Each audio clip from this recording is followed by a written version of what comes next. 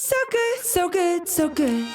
New spring arrivals are at Nordstrom Rack stores now. Get ready to save big with up to 60% off Rag & Bone, Marc Jacobs, Free People, and more. How did I not know Rack has Adidas? Because there's always something new. Join the Nordy Club to unlock exclusive discounts, shop new arrivals first, and more. Plus, buy online and pick up at your favorite Rack store for free. Great brands, great prices. That's why you Rack.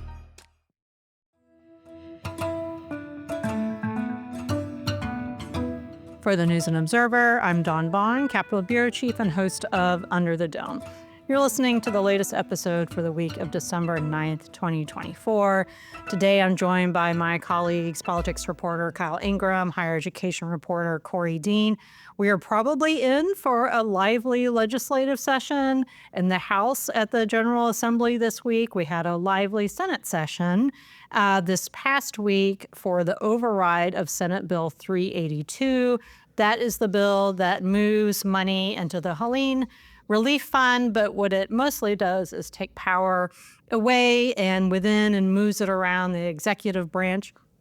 Kyle, one aspect of this is you've written about significantly and will more. I'll let you take it away as far as who gets control of the Board of Elections if this becomes law. Yeah, Republicans for a very long time have been upset with the way the Board of Elections is composed. The way that it's currently structured is that whoever the governor is, their party gets to have a majority on the state Board of Elections. So because the governor is a Democrat and the incoming governor will be a Democrat, the board has had Democratic control and would hypothetically continue to have Democratic control.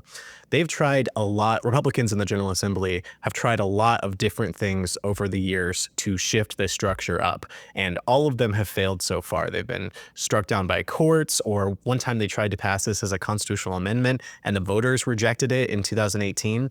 But they've got their latest attempt now to wrest control away from Democrats on this board. And what they would do if this bill is enacted is give all the appointment power to the state auditor, which has never happened before. I'm not aware of any other state where a state auditor is in charge of the Board of Elections.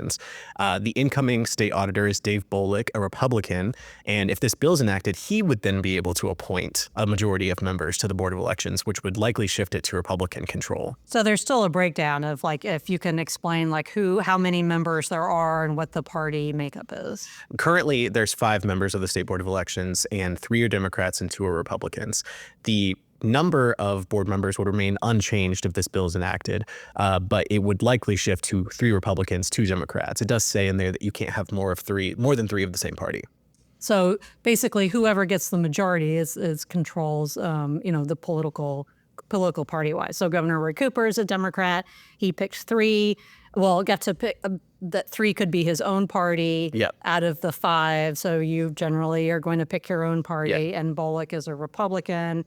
Korie Dean is especially apt for this conversation, other than the constant crossover between higher ed policy and politics, because Bullock just came from higher ed. So, and he has some ideas on a lot of things that we might see more than what you would normally hear about from the state auditor, which in other states is kind of, not a job, or actually in North Carolina until Beth Wood's car scandal is usually not a huge headline type of state job. So tell people again who Bullock has been, and then we'll talk about what he's going to do. Yeah, so I've covered Dave Bullock for, past couple years since I've been covering higher ed. He, as far as I know, is still a member of the UNC trustees. He does have the UNC Chapel Hill trustees. He does have to resign that seat when he becomes auditor. So I assume if that hasn't happened already, it'll happen by the end of the year. And, he is an attorney outside of both of those roles. But, on the trustees, he became the board's chair right after the Nikole Hannah-Jones situation. He was one of the people who voted against Nikole Hannah-Jones getting tenure when all of that was going on. He's been pretty anti-DEI, kind of spearheaded some of those conversations at the trustee and board of governors levels. And obviously will now be the next auditor. And, if this bill becomes law, he'll get a lot more powers over elections. On the campaign trail, he talked a lot about promising to audit the DMV. That was his real kind of campaign promise, if you will. But he did also talk about auditing agencies that maybe haven't been audited in a long time. And that included the State Board of Elections, which I think hasn't been audited in like almost 15 years or something like that. Now, potentially, he will be in charge of that board. I don't really know if he can audit that board, if he's in charge of it or picks the people on it. So yeah, very, very interesting crossover as usual. So you talked to him. Did he ask? He didn't ask for this, I guess, but I assume he was aware. I did talk to him briefly. He told me, and this was a few weeks ago now before Thanksgiving, that he didn't want to answer questions, but he did give me a statement. And so he said that kind of his transition team, the people who will likely come to work in the auditor's office when he enters the role officially, did not ask for the additional authority. In that statement, he did pledge to, if he does get the authorities, to carry them out in a nonpartisan way. He has talked about, he is a Republican, but he's said in News and Observer questionnaires and other spaces that he wants to do the auditor's job in a nonpartisan way and kind of leave party at the door. So yeah, bottom line there, he says that, his team didn't ask for it. But if they do get it, that they'll hopefully do, carry it out in a fair way. And Bullock used to be a Democrat, right? Yes, he was a Democrat, I think, until last year. And, other outlets wrote about, he kind of felt like the Democratic Party left him. I think we've heard that from some other people. But yes, he's actually a fairly new Republican, on paper at least. Right. Republicans, chose him for this. And, Senate Leader Berger had told, reporters multiple times about how they basically kept trying to switch up the Board of Elections, and looks like this might be the time that they do it. As I mentioned at the top of the show, there was drama with the Senate override. I'd almost say like it was kind of a standard drama where, somebody shouts from the gallery and there's a clearing of the gallery. It was a little bit different this time because Lieutenant Governor Mark Robinson, whose job as Lieutenant Governor is to preside over the Senate, although he really didn't very much. So he came. He also gave a farewell speech, which I wrote about in our governor's race, or governor, not just governor's race anymore, weekly newsletter that you guys can sign up for and get on Sundays. And we have Under the Dome newsletter other days of the week too. But Sunday is the governor's theme. And Robinson said to clear the gallery, and a lot of it, I feel like you could hear from, it ended up being a 10-minute recess like they've had when other things like that happen, and you could still hear some of the protesters outside. I was on the Senate floor, Kyle was in the gallery, and then outside of so what was it like from the kind of view in the scene where the Sergeant at Arms had been asked to, send everybody out into the hall there? Yeah, a lot of people came to protest the Senate vote. And whenever they actually went to cast their votes, someone stood up and started saying, this bill is a sham. You're taking power away from people that we elected to carry out roles as Democrats. And once that person stood up, the sergeants at arms escorted everyone out of the gallery, but everyone stayed behind the glass up at the third floor of the legislative building so they could still try and look at what was happening on the floor. And they were still chanting and protesting at some points. So we'll see if that happens this week. Both chambers have to override a veto for it to be overturned. And it's a little bit different in the House because there are 3 mountain area Republicans who did not vote for the original bill, not because of the power stuff, but because they were not happy that this Helene bill really didn't do much for Helene except moving money into another pot of money. So we'll see how that plays out if there are protesters and everything else. We're going to take a quick break. When we come back, we are going to talk about the Supreme Court justice race and our picks for our headliner of the week. You're listening to Under the Dome. We'll be right back. Score more with the college-branded Venmo debit card and earn up to 5% cash back with Venmo Stash. Got paid back? With the Venmo debit card, you can instantly access your balance and spend on what you want, like game day snacks, gear, tickets, and more. The more you do, the more cash back you can earn. Plus, there's no monthly fee or minimum balance. Sign up now at Venmo.com/collegecard. The Venmo MasterCard is issued by the Bancorp Bank N.A. Select schools available. Venmo stash terms and exclusions apply at venmo.me/stash terms. Max $100 cash back per month. This episode is brought to you by White Claw Surge. Great podcast pick, friend. No surprises there. After all, you're all about finding the tastiest flavors out there, just like White Claw Surge. And with big, bold flavors to enjoy, like blood orange, blackberry, cranberry, and more, it's time to go all in on taste. Unleash the flavor. Unleash White Claw Surge. Please drink responsibly. Hard seltzer with flavors. 8% alcohol by volume. White Claw Seltzer Works, Chicago, Illinois. You're listening to Under the Dome. I'm Capitol Bureau Chief Dawn Vaughan, here with politics reporter Kyle Ingram and higher education reporter Korie Dean. The first half of the show, we talked about the override and probably another override and how Dave Bullock is part of all of that.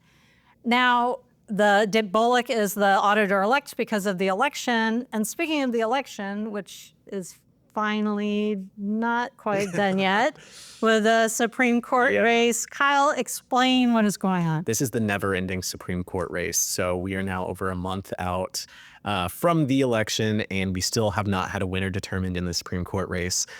The reason this has gone on so long is because it's very, very close.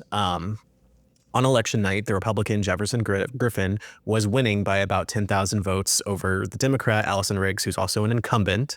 But what happens in North Carolina is there's a 10-day canvass period after the election in which outstanding absentee and provisional ballots are counted. This takes a long time, but these are votes that the county boards of elections are required by law to count. And during that period, as those outstanding ballots were counted, Riggs actually ate away at Griffin's lead to the point where once all ballots were counted, she actually took the lead by about 700 votes. So once that happened, Jefferson Griffin asked for a recount. So we went to a statewide machine recount. And once that was done, the difference between them didn't change even by one vote. She was still ahead by the exact same measure. So then after that, he calls for a sample hand recount. So this is when the counties will randomly select a certain sample of precincts, and then instead of running the ballots back through the machine, they'll actually physically examine them to see that everything matches up. That's not done yet as we record this on Friday afternoon. But after that, we're still not going to be done, even if that affirms Riggs's lead, because Griffin has challenged 60,000 ballots in this race. This is a legal option that's available to candidates where they can file election protests and say that some election laws weren't followed or ballots were cast by ineligible voters. This is a very large volume of ballots that have been challenged, and they haven't been decided on yet by the State Board of Elections. As we mentioned earlier, it has a 3-2 Democratic majority, but Griffin is trying to get one of the Democrats on the board to disqualify herself from hearing his case because she is married to a partner at the law firm that Riggs is using to represent her in this case. It's all very complicated, I know. It is. And it could drag on for even longer because while we may expect that the State Board of Elections denies Griffin's protests, he actually has another legal recourse from there where if they deny it, he can appeal to Wake County Superior Court. And from there, it can go all the way through the court system, all the way up to the state Supreme Court, which is the race they're running for. So we might be in for a long ride. Wow. So Karen Brinson Bell, the State Board of Elections Director, spoke on Wednesday at the Bipartisan Policy Center's 2024 Election Summit, which I was also at, speaking on a different panel and hearing from all these election workers from different states and administrators and how it works and how things drag out and don't drag out. This is just like a year-round cycle of over and over. So maybe some elections personnel will, I don't know, get much needed vacations at some point or... We do have an example of this in the not too distant past. In 2020, also the Supreme Court race between Republican Paul Newby and Democrat Sherry Beasley, that lasted for quite a while as well. And it ended up being decided by just 401 votes. So we'll see. North Carolina, everybody. All right. One other thing we should mention that the news that happened this past week is the Senate Democratic leader, Dan Blue, the caucus elected Senator Sidney Batch as the minority leader in that chamber. So it won't just be Dustin Hall changing the House leadership dynamic. Robert Reeves will be the House Democratic leader again, but it'll be a difference in the Senate too. So those big four, as they call them, will be different in a month, less than a month from now. So maybe the election will be done by then. Well, I mean, does it have to be? I feel like that's... Yeah, I was going to ask. How it is that? What is the law? So actually, my understanding of the North Carolina Constitution is that, so Allison Riggs is currently on the Supreme Court. And she, according to the Constitution, remains in that role until a new qualified successor is sworn in. So I'm pretty sure she remains on the Supreme Court until this whole thing is figured out. I like that. If it goes to the Supreme Court, she would probably have to recuse herself, though, right? If she's deciding this, if it gets to that point. Yeah, I hope for all of our sakes it doesn't.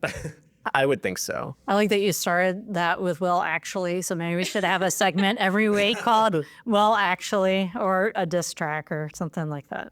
You all can tell us your ideas for segments. But one segment we're going to have every week, which is the coolest segment ever, is Headliner of the Week. Kyle, turning it back to you. Who or what is your headliner? I don't think it's politics related, or is it? It's not. My headliner of the week is Cranberry Ginger Ale. It's back in season for the holidays, and it's so delicious. Go try it. The Canada Dry Diet Cranberry Ginger Ale, is that your preference? I think I got the full fat Carolina ginger ale or whatever it is. The diet one is only in 2 liters, not cans. It's good stuff though. So that's NC Polo adjacent because it really is I'm drinking literally Canada Dry regular diet ginger ale. I could only find it in 2 liter for the regular too. That's what I ended up buying. I guess I didn't want to make as many or print cans or something. I don't like the 2 liters. Dairy is also good. Have you guys What? I didn't even know that existed. Yeah. They should do like a hibiscus. This is not sponsored by ginger ale. This is just our own discussion. But if you want to sponsor us, Canada Dry, you shall. Mine is politics adjacent. My headliner, I'd mentioned I was at the Bipartisan Policy Center event in D.C. And since I'm from that area, Northern Virginia, so I've seen it before. It was still cool to see again in a work way. The U.S. Capitol tree lighting happened on Tuesday night. And it's just really cool. It's cooler than the White House tree, in my personal opinion. You can get closer to it. I don't know if I don't think it's from North Carolina this year, but it has the White House tree is though. Okay, well that's the one inside. Yeah, I was talking about the outside, but the one in front of the U.S. Capitol is really cool. And so I got to see it the week that they lit it, which usually I just see it when I'm up at my parents' house around the holidays. So that's my headliner, the U.S. Capitol tree. Korie, what is your headliner? I can't wait. I already know what it is. Well, keeping with the Christmas tree theme, the state capitol tree lighting is this week when you guys are going to be listening to the podcast. It is Thursday night, December 12th. It's always the second Thursday in December. Yeah, so it looks like it starts around 5, but then the tree lighting may be closer to 6 or 6:15. So I'll be there. Dawn, you'll probably be there. Tradition. Yeah, we've gone together the past 2 years, so maybe Kyle will. Yeah, I'll go. Yeah. That's pretty cool. Yeah. So, Governor lights it. Yeah, I guess it's Cooper's last one. There's music, Yeah, and apparently you can also go inside the Capitol now and tour the decorations there.